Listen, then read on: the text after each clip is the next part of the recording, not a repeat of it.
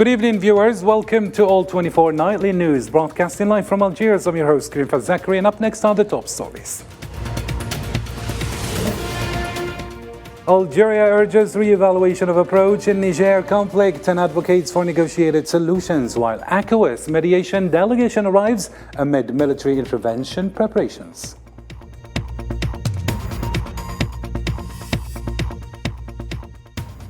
Also in our news, President Tebboune affirms Algeria's unwavering global role and expanding strategic partnerships for regional and international influence.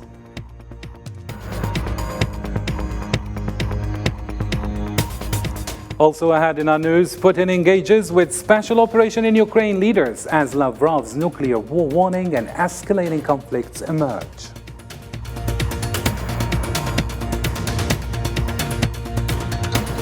And state of emergency in British Columbia, evacuations in Yellowknife and historic blaze ravages Canary Islands.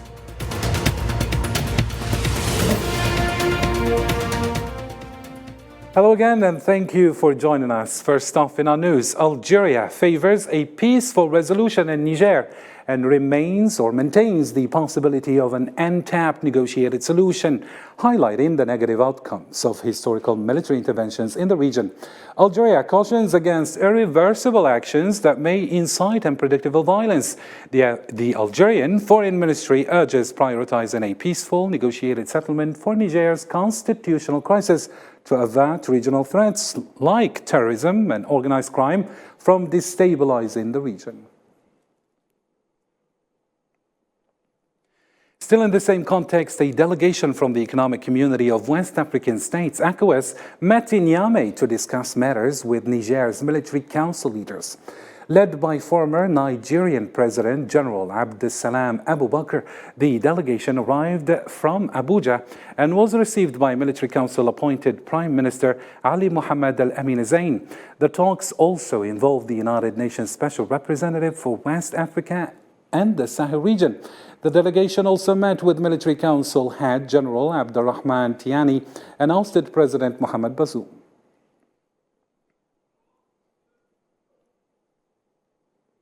Still with the same file, Military Council head General Abdurrahman Tiani announced on a recent public television appearance that they are open to all types of dialogue and reaffirmed that there will be a 3-year transitional period to restore democracy. Let's listen.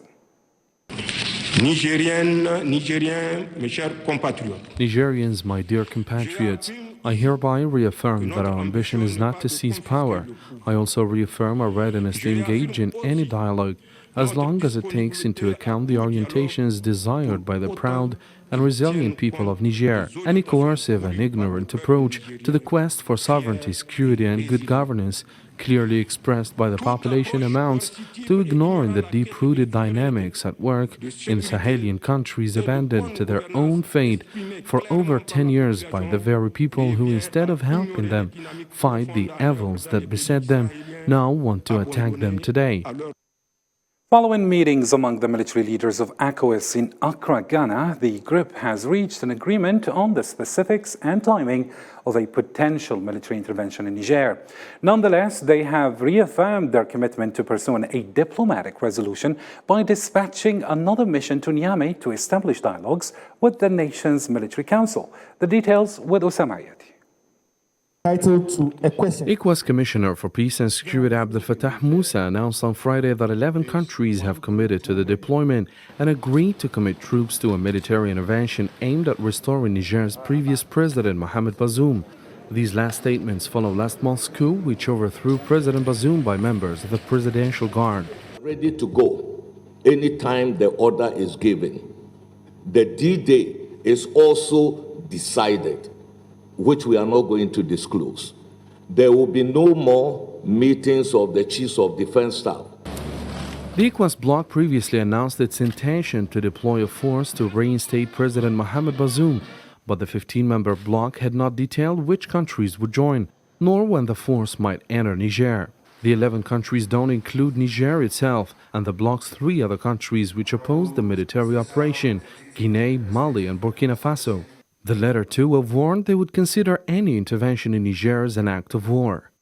Tomorrow, there is the possibility of an ECOWAS mission going into Niger to continue to pursue the peaceful path, to restoration of constitutional order. So I don't think we must focus on the military aspect. We are ready to resolve it peacefully, but it takes two to tango. Musa indicated that ECOWAS is not yet given up on engaging with Niger's coup leaders, who already have ignored the deadline to reinstate Bazoum with a military intervention. The situation in the whole region is on stake, as threats of terrorist attacks as well as all-out civil wars remain a close possibility that would put the whole region in danger. With the same file still, fighter planes and attack helicopters have arrived in Niger from Mali and Burkina Faso in anticipation of a potential ECOWAS-led military intervention against the Niamey military coup leaders. According to Niger TV, the two countries deployed these aircraft to counter any forms of aggression against Niger. However, specific deployment areas for the aircraft were not disclosed. The decision follows a meeting among the general staff leaders of Niger, Mali, and Burkina Faso in Niamey, where recent regional developments were discussed in response to the emerging ECOWAS threats. The UN mission actively collaborates with Niger's transitional authority to address the ongoing crisis. State TV featured images of Prime Minister Ali Mohammed Al-Amin Zain, designated by the Military Council, meeting a UN delegation led by Leonardo Simao, the UN Secretary General Special Representative for West Africa and the Sahel, and the UN Resident Coordinator in Niger. In the meeting, Prime Minister Zain criticized ECOWAS-imposed economic sanctions as illegal and inhumane. He also confirmed President Mohamed Bazoum's stable health status under medical supervision due to isolation.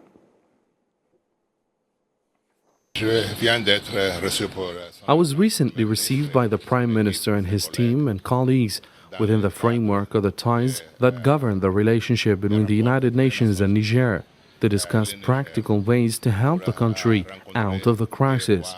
We should first listen to the authorities and see their views so that we can study together the way to return to the constitutional path and legitimacy as soon as possible.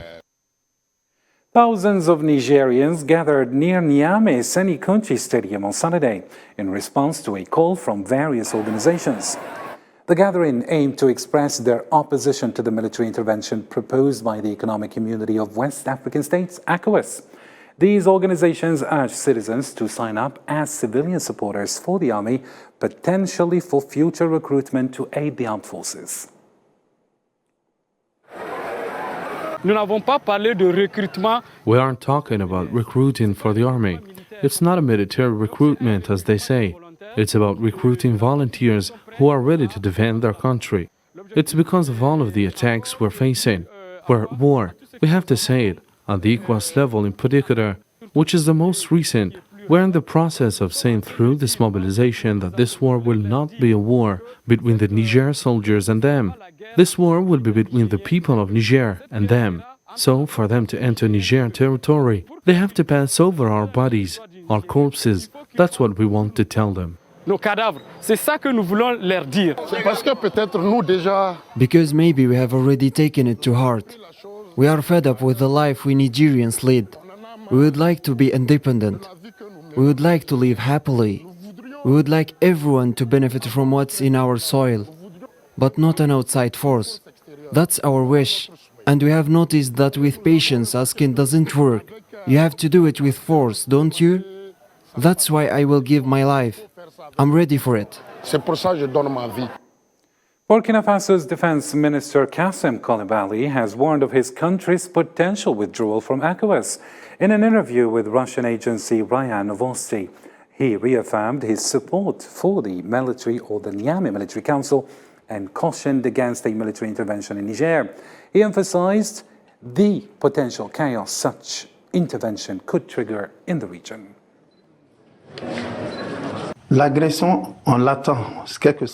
We expect aggression. In any case, our head of state said we're ready for aggression. We support Niger, Burkina Faso, along with Mali. We stand against any aggression against Niger. We warn of the increasing activity of terrorist groups in the region. If Niger sinks into chaos, Burkina Faso is ready even to withdraw from the economic community of West African states because it considers the organization's policy towards Niger illogical. ECOWAS countries have no right to fight each other. We're part of one economic union. Even the idea that among the countries in the group someone wants to wage a fierce war is shocking. When asked about the potential for a Russian military base in Burkina Faso, Coulibaly dismissed the idea, emphasizing that Ouagadougou has no plans to pursue this option. He emphasized Burkina Faso's priority in securing the resources needed to combat terrorism within its borders. It's not about inviting foreign forces or establishing a military base.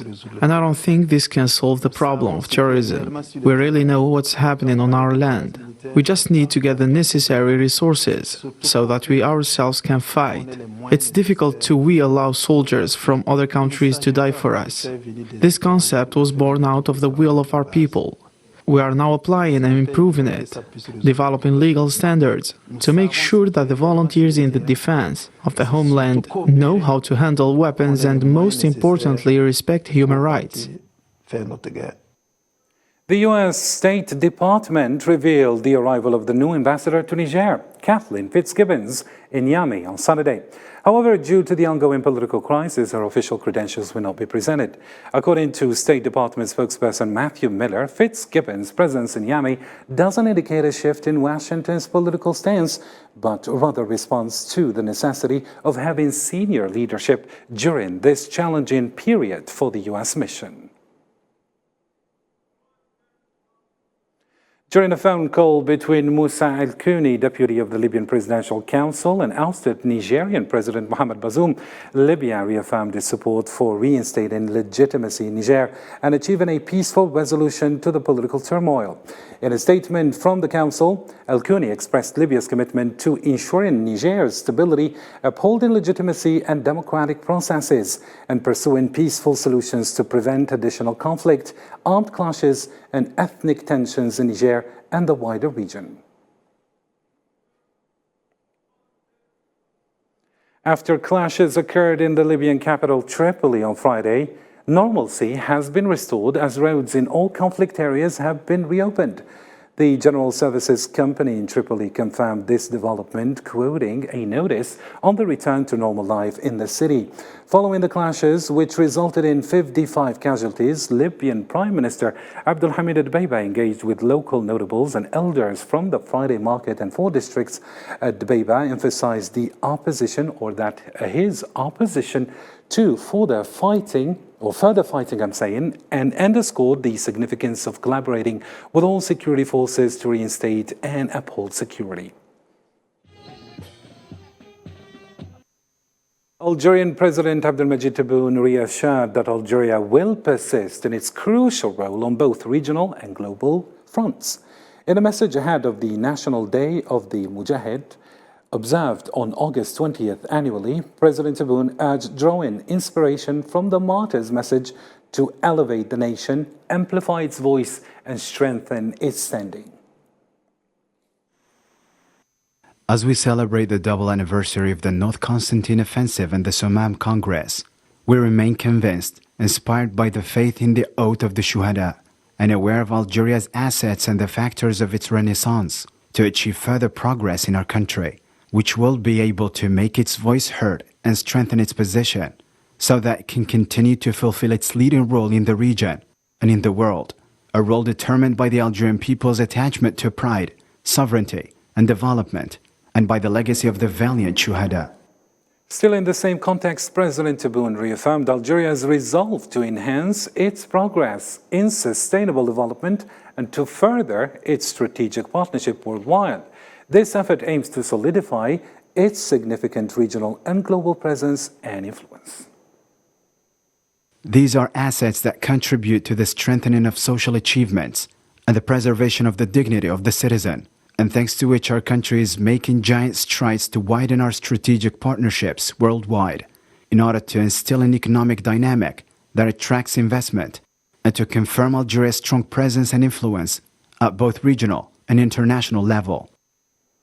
To a different story now, Sahrawi youth in the occupied Western Sahara cities held a vigil in Guerguerat to condemn the systematic plundering of Sahrawi people's wealth and the influx of harmful substances. Despite the Moroccan occupation army's presence, numerous demonstrators effectively protested at the illegal Guerguerat Gap. They halted movement and voiced demands to end Moroccan occupation and restore Sahrawi's rights. We are demanding our right, and we will not give it up whether you like it or not. The Moroccan Foreign Ministry denied that Rabat had submitted an application to join the BRICS group despite the appearance of the kingdom's name among the list of countries that formally requested to join the bloc. The Moroccan denial was justified by Rabat under the pretext of what the kingdom called the bias of South Africa, the country hosting the BRICS summit, that is, regarding the Sahara issue. Dilma Rousseff, the president of the New Development Bank, revealed that the BRICS group intends to increase the usage of local currencies by 30% within 5 years as a substitute for the US dollar. Her remarks come to a Chinese television on Saturday. Rousseff highlighted that the bloc's plans to issue bonds in local currencies and expand lending using national currencies. This move aims to protect member states from crises arising due to fluctuations in the US dollar exchange rate. Well, the financial market of BRICS countries are becoming more important, not only for VTB or Russia, it's for the world. BRICS economies represent today 31.5% of the global GDP. This is more than the GDP of G7, which is only 30%. And it means that, of course, there's a growing economic force. BRICS countries should establish, in my opinion, the independent financial market, independent financial system. To the Middle East now. On Saturday, a Palestinian youth died of wounds. He had been shot by the Zionist occupation forces 3 days ago. And the Palestinian news agency reported that the young man, Mohammed Abu Ashab, died of his serious wounds that he sustained during the occupation forces raid on Balata refugee camp last Wednesday.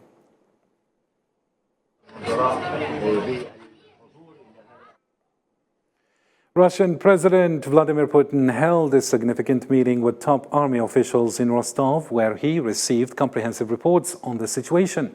Meanwhile, EU Foreign Affairs Chief Joseph Borrell reiterated European countries' desire for Ukraine peace talks, pledging continued support for Kiev. The insights with Sofia Kinturi in this report.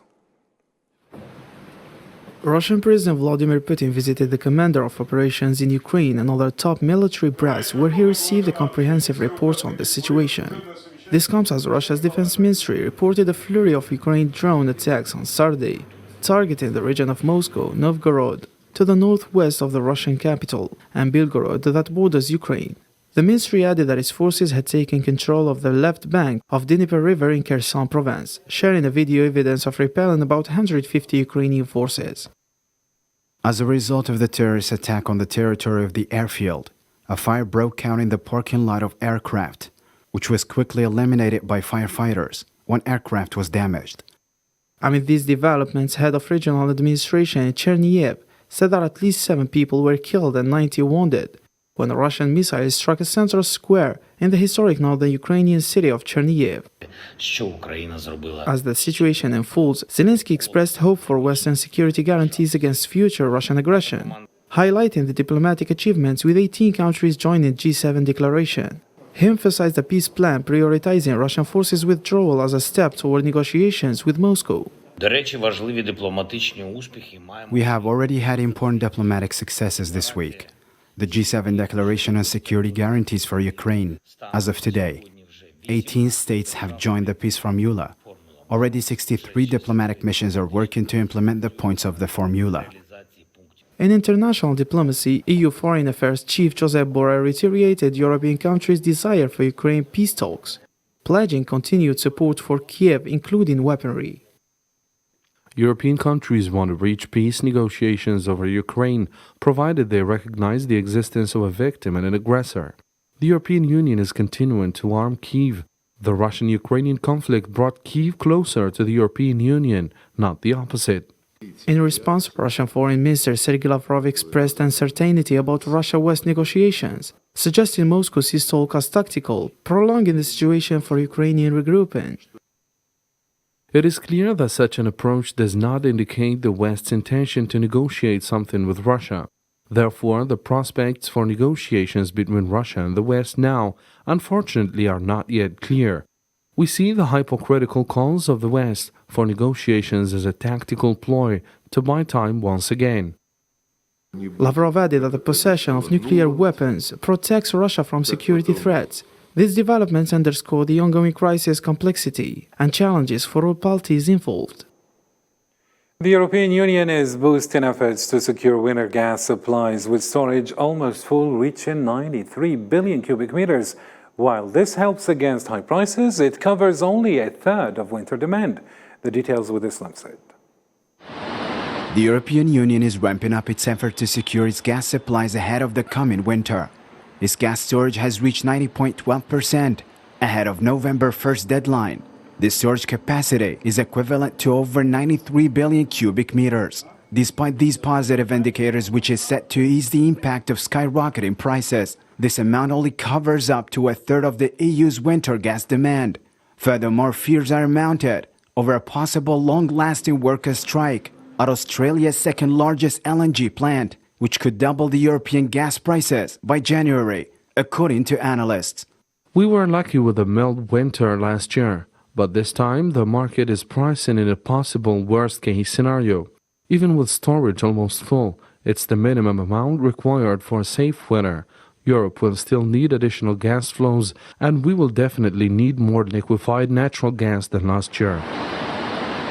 As Europe relies on Russian gas by 15% of its gas needs, the EU bloc's members had to outbid South Asian countries for liquefied natural gas supplies from Qatar, Norway, and the United States. EU Commissioner for Energy, Kadri Simpson, said in a statement that the EU energy market is in a much more stable position than it was this time last year, adding that investments in renewables and energy efficiency can further strengthen the EU's position. The EU is well prepared for winter, and this will help stabilize energy markets in the coming months. However, the gas market is still subject to sudden fluctuations. The Commission will continue to monitor the situation to ensure storage levels remain high enough as winter approaches. The EU storage levels remain adequate to meet one-third of the EU's gas demands for the next winter, but cold conditions may increase consumption from its reserves. This might put the European Union in the midst of huge gas market fluctuations, which would be exacerbated by high risks of supply interruption and the strain in gaining access to additional gas resources at the right price and at the right time. Rising global temperatures and more frequent extreme weather events have caused a sharp increase in wildfires worldwide. Spain and Canada are among the most impacted countries. Let's follow the details with Salman Asif this time. From Hawaii to Canada, intense heat and deadly wildfires are raising the alarm about global warming, causing human casualties, as well as massive environmental and economic damage. In Canada's western province of British Columbia, firefighters battled a wildfire raging in the hills and mountains, forcing families to leave the area for their safety. That right now, we are facing the worst wildfire season in our province's history. This unprecedented situation has come to a head this evening. In just the last 24 hours, the situation has evolved and deteriorated quite rapidly. In just the last hour, we've gone from about 4,500 homes under evacuation to about 15,000 homes, families being evacuated from their homes across the province. Following the Canadian wildfires, thousands of Yellowknife residents joined road convoys and stood with packed bags at the airport, fleeing the looming wildfire approaching the capital of the Northwest Territories. It's quite scary because with the smoke, of course, it's actually lightened up a little bit, but the smoke was very, very thick this morning. And so, I mean, it's not a good situation, that's for sure. Additionally, Spain was also a victim of a furious wildfire amid scorching heat and dry weather. Therefore, a seaplane dropped water over an intense blaze on the Spanish Canary Islands. In light of the severe wildfires, the European Forest Fire Information System has reported that more than 200,000 hectares of land across the European Union has already been burned this year, adding that the situation calls for urgent attention and effective measures to combat the growing danger posed by these wildfires. Well, we reached the end of our program. For the latest updates, check our social media channels. Thank you for tuning in, and remember to join us tomorrow for more news. Goodbye.